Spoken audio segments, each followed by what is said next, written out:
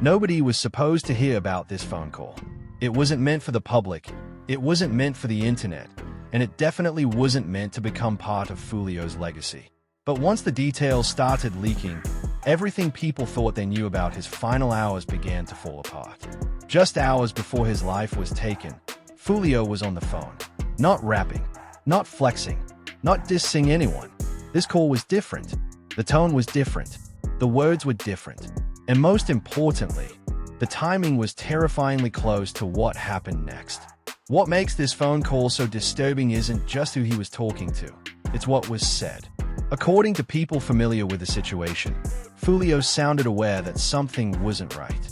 Almost like he felt the pressure closing in. Almost like he knew time was running out, even if he didn't say it directly. Here's where things get even stranger. This call wasn't long. It wasn't dramatic. But one specific moment during that conversation has now become the center of intense debate. Some believe it was a warning. Others think it was a mistake. And a few people close to Foolio say it was the last chance he had to change the outcome. The problem is, this call doesn't fit the story fans were told. It raises questions that nobody wants to answer. Why was he speaking so cautiously? Why did he mention things he normally never talked about on the phone? And why did the call end the way it did? Even more unsettling is what happened immediately after. The timeline gets tight. The movements get confusing.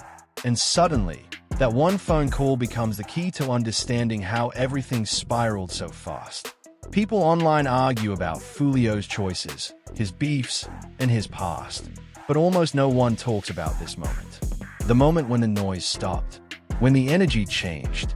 When the reality of his situation may have finally hit him. By the end of this video, you'll understand why many believe this phone call changed everything. Not just the events that followed, but the way Foolio's story will be remembered forever. And once you hear what was said, you'll understand why some people wish this call had never happened. To understand why that phone call mattered so much, you first have to understand the position Foolio was in during the final stretch of his life. From the outside, it looked like he was doing what he had always done, releasing music, staying visible online, and refusing to back down from a reputation built on defiance. But behind the scenes, the pressure was heavier than most people realized. By that point, Foolio wasn't just an artist. He was a symbol. To his fans, he represented survival. To his enemies, he represented unfinished business. And to law enforcement, he was a name that never stopped coming up whenever tension in Jacksonville spiked. Every move he made carried weight, whether he acknowledged it publicly or not. In the weeks leading up to his death, people close to Foolio noticed subtle changes. He was quieter in certain moments, more selective about who he trusted, more careful with what he said, especially on the phone. That alone should tell you something, because Foolio was never known for being cautious with his words. What many fans don't realize is that Foolio had already survived multiple close calls before this. Situations where things could have gone left, but didn't. Each time, it reinforced a dangerous mindset, the idea that he could always move through the chaos and come out untouched. That sense of invincibility doesn't disappear overnight. It fades slowly, often after something shakes it. That phone call appears to be one of those moments. According to people familiar with the situation, the conversation happened during a window of time when Foolio was already feeling uneasy. Not panicked, uneasy. There's a difference. Panic makes people loud. Uneasiness makes people think. And during that call, Foolio wasn't thinking like a rapper. He was thinking like someone trying to read the room before it was too late. The person on the other end of the line wasn't just anyone. This wasn't a casual check-in or a meaningless conversation. This was someone whose opinion mattered. Someone Foolio actually listened to. And that's what makes the call stand out. Because Foolio wasn't leading the conversation, he was reacting to it. At one point, the tone reportedly shifted. What started as a normal exchange became more serious. Foolio allegedly paused, asked a question, then went quiet for a moment. People who've heard about this part say it felt like he was processing information in real time. Information that forced him to reassess his situation. That pause is important. In high-pressure environments, silence often means realization. And right there, in that silence, something changed. Foolio didn't argue. He didn't dismiss the concern. Instead, he acknowledged it, indirectly, but clearly enough for the person on the other end to notice. This is where the theories begin. Some believe the call involved a warning, not a threat, but a signal that things were moving in a direction Foolio couldn't control anymore. Others think it was about trust, about someone talking too much, about a situation becoming bigger than street politics and turning into something more permanent.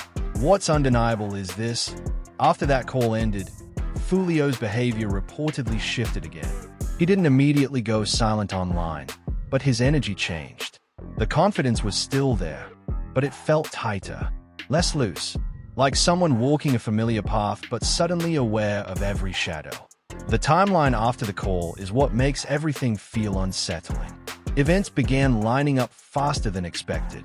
Decisions were made under pressure, and the margin for error shrank with every passing hour. Fans often ask whether Foolio could have avoided what happened. That question usually leads to arguments, blame, and speculation. But the better question might be this: did Foolio realize, in that moment, that the window to change things was closing? Because if he did, then that phone call wasn't just conversation. It was a crossroads. After that phone call ended, Foolio didn't immediately disappear or make any dramatic move that would have tipped people off. On the surface, things still looked normal.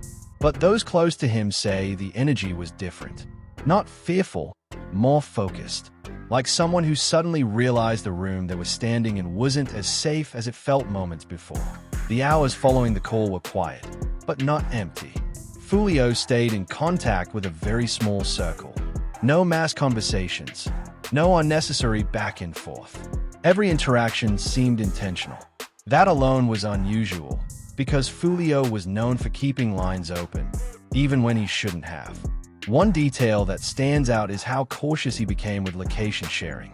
Normally, Foolio moved with confidence, almost daring people to test him. But during this window of time, he reportedly avoided broadcasting his movements. Fewer posts, less live activity. It wasn't paranoia, it was adjustment. That suggests the call planted something in his mind. People close to the situation believe Foolio was weighing options. Not running, not hiding, just calculating. The kind of calculation that happens when someone realizes a situation has shifted beyond music, beyond reputation, and into something that can't be controlled by words alone.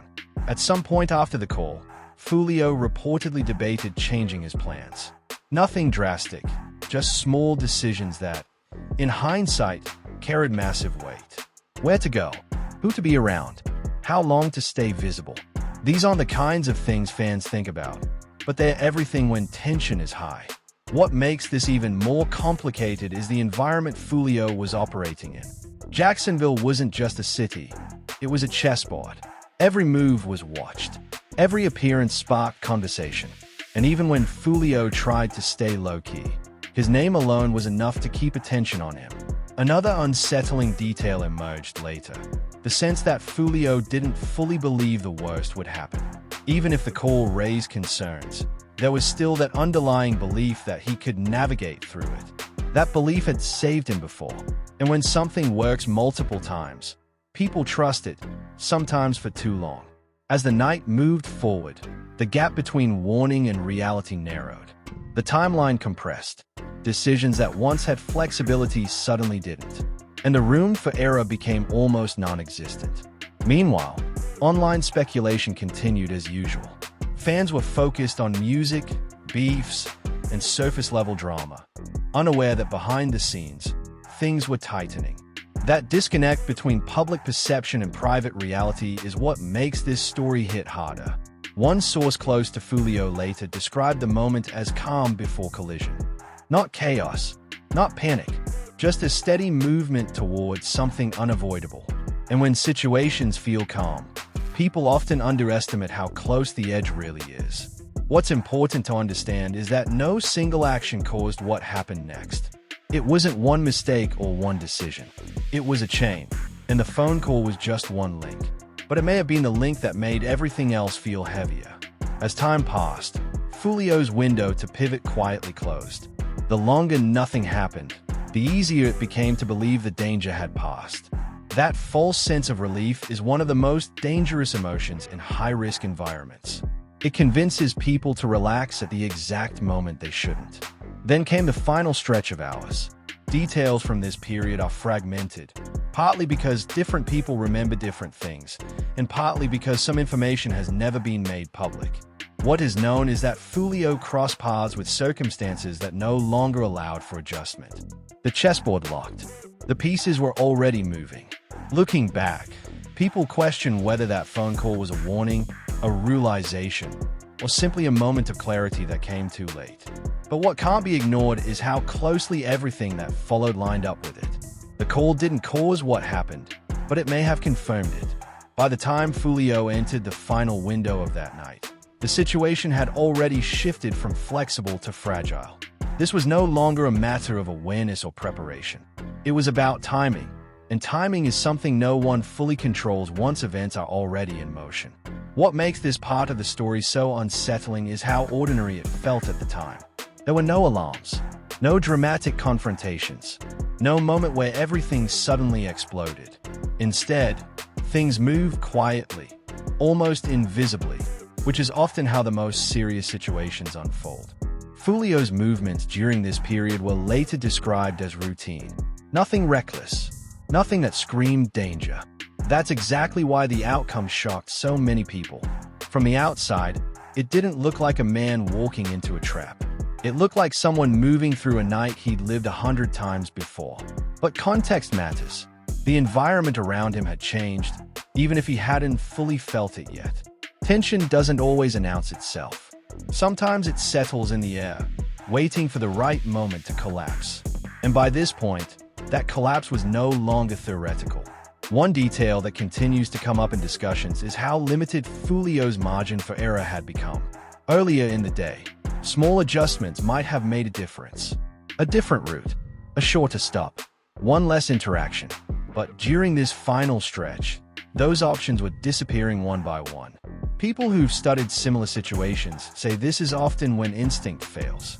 Not because someone isn't smart, but because familiarity creates comfort. Foolio had navigated pressure before. He'd survived moments others didn't. That history can quietly convince someone they'll always find a way through. The problem is, patterns don't last forever. As the minutes passed, Foolio crossed into a zone where awareness alone wasn't enough. Even if he sensed something was off, there was no clear signal telling him exactly what to change. And without clarity, people default to routine. That's where everything tightened. Reports suggest that shortly before the final incident, Foolio appeared calm. Not distracted, not frantic, calm. That detail matters because it challenges the idea that he knowingly walked into danger. Instead, it suggests he may have believed the pressure had eased, or at least stabilized. In reality, the situation was already locked in.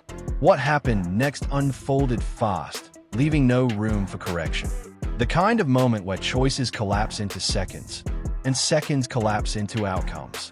By the time the seriousness of the situation became clear, there was nothing left to adjust. This is the point where narratives split. Some say Foolio never truly saw it coming. Others believe he sensed it but underestimated how close it was. And a few think he understood the risk but believed experience would carry him through one more time. All three possibilities point to the same truth. The gap between awareness and survival is often much smaller than people realize. After the incident, details began surfacing slowly, pieced together from fragments, witness accounts, timelines, and the reactions of those who knew him best. And almost immediately, attention returned to that phone call. Not because it caused what happened, but because it seemed to sit at the center of everything that followed. In hindsight, people began viewing the call differently. The pauses, the shift in tone, the uneasiness, moments that once felt subtle suddenly felt loud. Like warnings that only make sense once it's too late to act on them. What's especially haunting is how close Foolio came to another outcome. Not a clean escape, not a dramatic reversal, just a slightly different ending. That closeness is what fuels endless debate, because it suggests that the line between survival and tragedy was razor thin. Fans often ask whether Foolio could have made a single choice that changed everything. But that question misses the bigger picture. By this point, the situation wasn't about one choice. It was about momentum, and momentum doesn't stop easily. The phone call didn't start that momentum, but it may have been the moment Foolio briefly felt its weight. The aftermath of that night didn't arrive with clarity. It arrived with confusion. News spread fast, but understanding lagged behind. Details were incomplete. Timelines didn't line up. And for hours, people struggled to grasp the reality of what had just happened. When confirmation finally set in, the reaction was immediate and intense. Fans flooded social media, switching between disbelief and anger. Some refused to accept it at all. Others demanded answers that didn't yet exist. In moments like these, shock doesn't look like silence. It looks like noise. Those closest to Foolio reacted differently. Many went quiet. No posts, no statements, no explanations. That silence spoke louder than anything else. It wasn't strategy. It was processing. When reality hits too hard, words become unnecessary. Almost instantly, narratives began forming. People rushed to simplify what had happened, searching for a single cause, a single mistake, a single person to blame. But situations like this don't fit neatly into headlines. They are layered, complicated, and often shaped by decisions made long before the final moment. As conversations grew louder, that phone call resurfaced again, not as gossip, but as a missing piece. People began asking why it mattered so much, why those close to Foolio referenced it quietly instead of directly, why it seemed to sit at the center of everything, without ever being fully explained. One reason is timing. The call didn't happen days before. It didn't happen weeks earlier. It happened close enough to blur the line between warning and inevitability. That proximity gave it weight, the kind of weight that makes people rethink everything that came after. Another reason is contrast. Foolio's public image had always been loud, confident, and unfiltered. But the call, by all accounts, didn't match that image. It showed a different side, controlled, measured, and unusually aware. That contrast unsettled people because it challenged the version of Foolio they thought they knew. In the days following, fans dissected everything. Old lyrics, old interviews, old posts, searching for signs that were never meant to be found. That's what people do when closure feels incomplete. They try to create it themselves. But no amount of analysis could change one thing. Foolio was gone, and the questions weren't. What made this loss hit harder for many was the sense that Foolio's story didn't end on his own terms. There was no final message to fans, no clear conclusion, just an abrupt stop that left space for speculation to grow. Meanwhile, the impact stretched beyond his fan base. Artists who'd crossed paths with Foolio reacted cautiously. Some paid tribute, others stayed silent. In environments shaped by tension, silence is often safer than honesty. And that silence added another layer to the mystery. Behind the scenes, people were reevaluating moments they once brushed off. Conversations, decisions, warnings that didn't feel urgent at the time. In hindsight, everything feels louder. But hindsight doesn't offer solutions, only perspective. One thing became clear very quickly. Foolio's death wasn't just an isolated event. It sent ripples through the culture he was part of. It reopened conversations about how quickly situations escalate, how narrow the margin for error really is, and how difficult it is to step away once momentum takes over. The phone call symbolized all of that, not because it held answers, but because it represented awareness colliding with reality. A moment where understanding may have arrived just as control slipped away. For some, that makes the story tragic. For others, it makes it cautionary. And for many, it makes it impossible to stop thinking about what might have happened if timing had been slightly different. But here's the hardest truth. Not every story offers resolution. Some end with silence, questions, and fragments that never fully connect.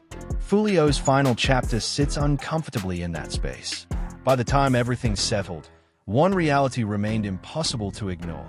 Foolio's story wasn't just about one night, one call, or one decision. It was about the weight of a life lived under constant pressure. Pressure that doesn't switch off when the cameras stop rolling or the music fades out. For years, Foolio operated in an environment where awareness was survival. Every move mattered. Every word carried consequences. Over time, that kind of reality reshapes how a person thinks. It creates instincts that are sharp but also exhausting. You learn to trust your experience. You learn to read situations quickly. And sometimes, you learn to believe you can always handle whatever comes next. That belief is powerful and dangerous. The final phone call represents more than just conversation. It represents a moment where awareness and limitation collided.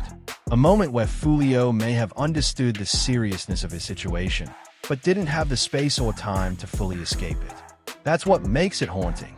Not the words themselves, but what they symbolized. People often ask whether Foolio could have walked away from everything. From the tension, from the expectations, from the image. But walking away isn't as simple as it sounds when your identity, reputation, and survival have been built inside the same system. Stepping back can feel just as risky as moving forward. That's the part outsiders struggle to understand. Foolio wasn't just responding to danger. He was navigating loyalty, perception, and consequence all at once. One wrong move could shift everything. One sudden change could raise more questions than it solved. In that reality, even hesitation can feel like exposure. The tragedy is that awareness doesn't always equal control. You can sense the danger and still be caught in its path. You can understand the risk and still underestimate its speed. That's what this story reveals more than anything else. In the aftermath, Foolio became more than a name or an artist. He became a reminder of how thin the line is between confidence and vulnerability, between routine and irreversible change, between thinking you have time and realizing you never did. For fans, the loss still feels unfinished, not because there aren't explanations, but because none of them feel complete. The phone call, the timeline, the silence, they all point to something bigger than one event. They point to a system where tension accumulates quietly until it has nowhere left to go. And that's why this story continues to resonate. Not because it's mysterious, but because it's familiar. Variations of it have played out before, and they'll play out again. Different names, different cities, same pressures, same patterns. Foolio's final moments force an uncomfortable question. How many warnings go unnoticed because they don't look dramatic enough? How many moments of clarity arrive just a little too late? And how often do people mistake survival instincts for immunity? There's no clean lesson here, no easy takeaway, just a truth that sits heavy. That awareness alone isn't always enough to change outcomes, especially when momentum is already moving faster than intention. The phone call didn't rewrite Foolio's story, but it may have been the moment where everything finally felt real, where the noise dropped, where the bravado paused, where the reality of the situation briefly came into focus. And sometimes, that's all history leaves behind. A moment, a realization, and a silence that follows. Foolio's story doesn't end with answers. It ends with reflection. And the weight of it remains, not because of what was said on that call, but because of what it represented. A life lived at full speed, slowing down just long enough to recognize the cost. That recognition is what stays with people. Long after the headlines fade, long after the arguments stop, long after the music plays for the last time. And that's why this story still matters. Stories like Foolio's don't just disappear when the video ends. They stay with you. They make you think. And they remind you how quickly everything can change when pressure, timing, and reality collide. If you're here because you want more than headlines, if you want the real stories behind the moments, the context people skip, and the details that actually matter, then you're in the right place. This channel isn't about hype or fake drama. It's about understanding the culture, the choices, and the consequences that shape these lives in real time. If you don't want to miss the next breakdown, the next untold moment, or the next story that changes how you see hip-hop forever, make sure you subscribe and turn on notifications. And before you go, let me know in the comments. Do you think that phone call changed Foolio's fate, or was everything already set in motion? Your answer matters.